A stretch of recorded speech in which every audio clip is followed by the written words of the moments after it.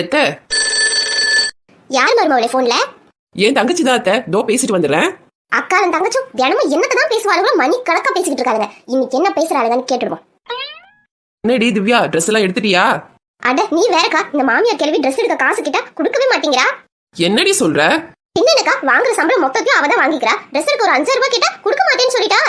எது ட்ரெஸ் எடுக்க காசு கொடுக்க மாட்டேன்னாலா? பக்கத்துல எதனா பூரி கட்டையை எடுத்து மண்டையை பொளக்க வேண்டியதானே? அடி பாவிகளா, காசு கொடுக்கறனா பூரி கட்டையில மண்டையை பொளப்பாளுங்களாமே. சரி சரி, நீ பொளந்துட்டு எனக்கு ஃபோன் பண்ணு. எனக்கு கொஞ்சம் வேலை இருக்கு, நான் அப்புறமா பேசுறேன். சரிக்கா.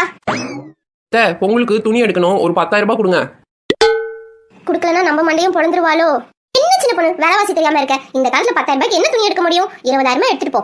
எனக்கு பிடிச்ச அம்படியும் வாங்கிக்க. சரியா சின்ன பொண்ணு? அப்புறம் மருமவளே, மணி வளையல் எல்லாத்தையும் செட்டா வாங்கிக்க. அதெல்லாம் போட்டா தானே மருமவளே அழகா இருக்கும். சரிங்க அத்தை. சொப்பாடியோ, இன்னைக்கு எப்படியோ என் மண்டை தப்பிச்சுது. கிளவி ஒட்டா கேக்குற.